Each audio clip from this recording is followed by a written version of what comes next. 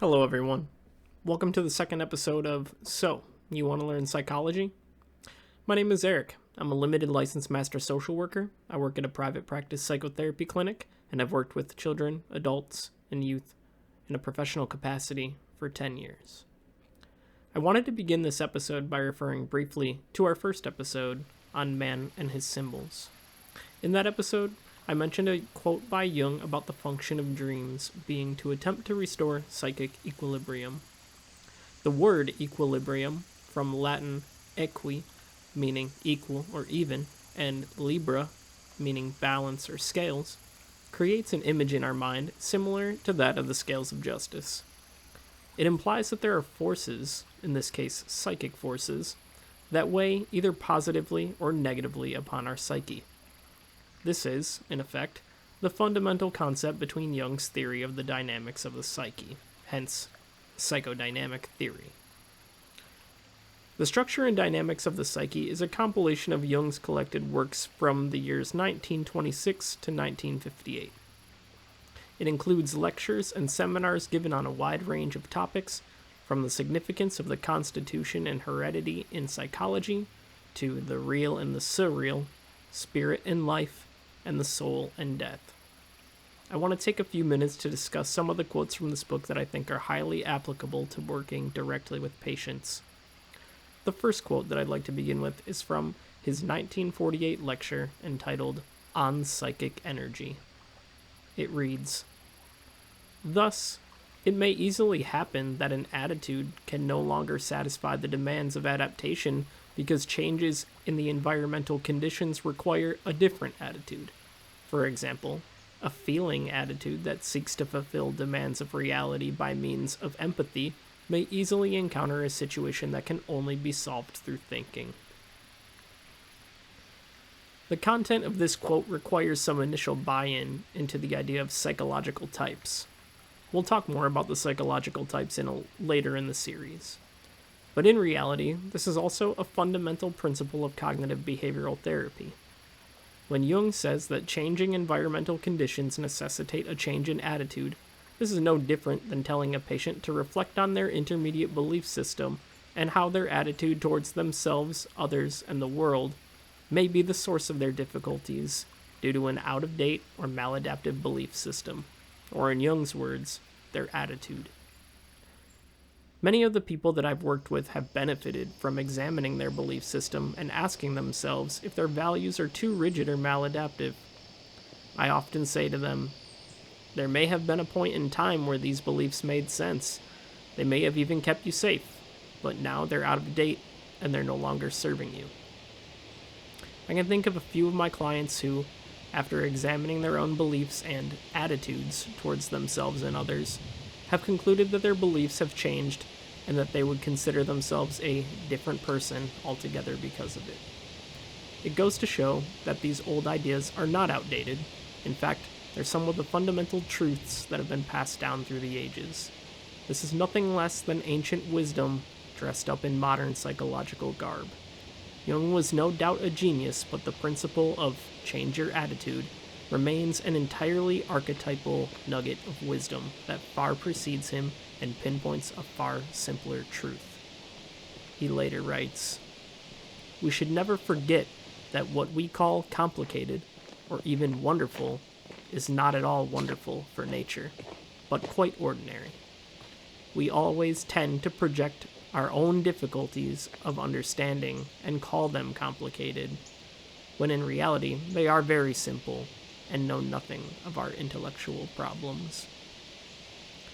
Projection is a major psychological defense mechanism that we see typically in borderline patients, but in reality, everyone, regardless of their level of self-awareness or insight, is affected by this psychological ego defense in certain situations, especially ones that might cause anxiety, frustration, hurt, sadness, or anger.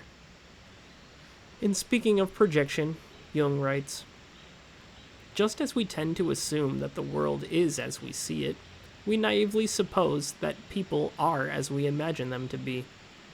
In this latter case, unfortunately, there is no scientific test that would prove the discrepancy between perception and reality.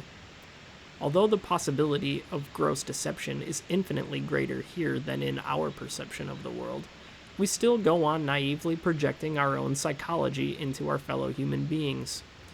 In this way, everyone creates for himself a more or less imaginary relationship essentially based on projection. We always see our own unavowed mistakes in our opponent. Excellent examples of this are to be found in all personal quarrels.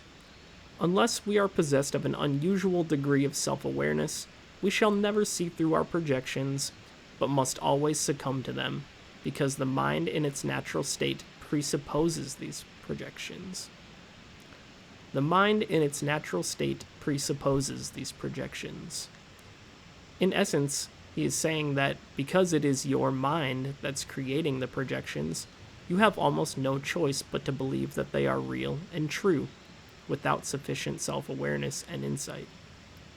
I've worked with several clients who are more or less borderline personality organization, different from the diagnostic criteria of borderline personality disorder, who are constantly the victim of their own projections, and it quickly deteriorates their relationships with others. One of my older borderline clients, coming into treatment with the goal of learning how to keep a relationship and control my anger, described a situation where she was 10 minutes late to a quilt club meeting, was dismissed and told to come back next week, and proceeded to burst into a violent temper tantrum, calling all of the rest of the women liars, cheats, and evil, and all of this by her own admission. Now, there's absolutely no evidence to suggest that any of these women are liars, cheaters, or evil in any capacity. This is simply a case of projection coming from my client. Due to their history and experience, they've split people and affects into categories of good and evil, positive and negative, and they will process every event according to their own split schema. As a therapist, you'll hear these things, and you'll immediately want to give your clients the benefit of the doubt or take their side, but that would only be reinforcing their misperception of the world and the events that take place in it. The fact is, they would not have difficulties keeping relationships if they were processing objective events correctly. Jung writes, "But as everyone knows, our self-awareness is still a long way behind our actual knowledge. When we allow ourselves to be irritated out of our wits by something, let us not assume that the cause of the irritation simply and solely lies outside us in the irritating thing or person. In that way, we endow them with the power to put us into a state of irritation and possibly even insomnia or indigestion. We then turn round and unhesitatingly condemn the object of offense, while at the same time we are raging against an unconscious part of ourselves, which is projected into the exasperating object. The truth is that most people, without sufficient insight and awareness, are hopelessly at the mercy of their own psychodynamics." A quote from Jung's 1934 lecture, The Basic Postulates of Analytical Psychology, says, "We are unable, for example, to suppress many of our emotions. We cannot change a bad mood into a good one, and we cannot command our dreams to come or go.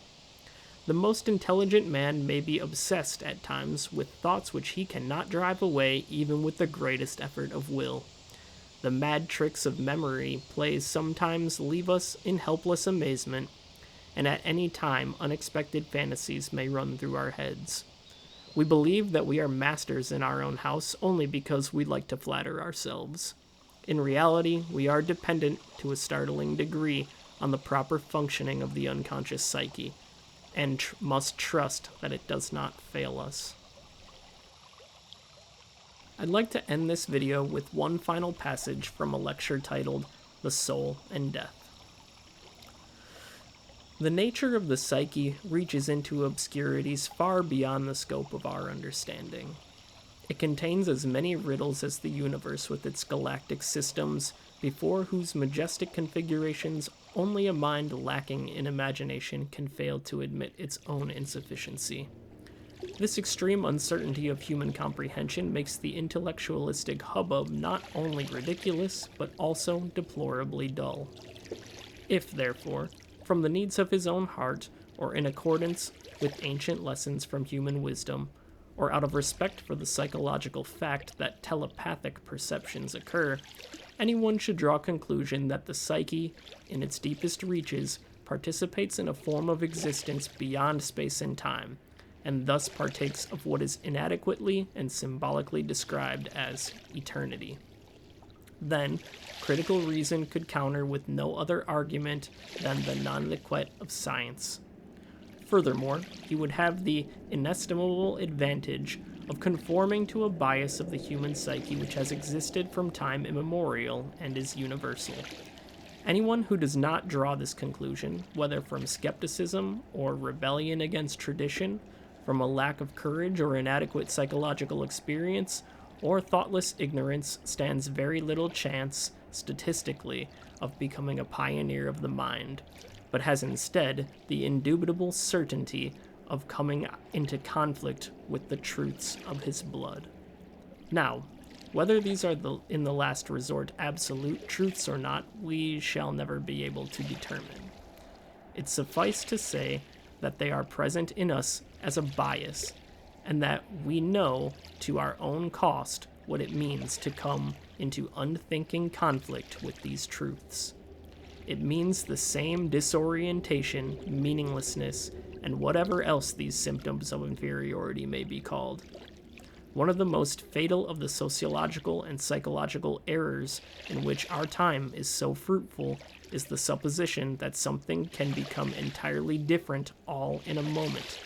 For instance, that man can radically change his nature, or that some formula or truth might be found which would represent an entirely new beginning. Any essential change, or even slight improvement, has always been a miracle. Deviation from the truths of the blood begets neurotic restlessness, and we have enough of that these days. Restlessness begets meaninglessness, and the lack of meaning in life is a soul sickness whose full extent and full import our age has yet begun to comprehend. That concludes episode 2 of So, You Want to Learn Psychology? Next week's episode will not be on another one of Jung's collected works, although I plan to return to them in time. Episode 3 will pick up right where Jung left off, on the topic of meaninglessness, through the lens of one of my favorite schools of psychology, philosophy, and psychotherapy, the existentialists. Until next time, thank you.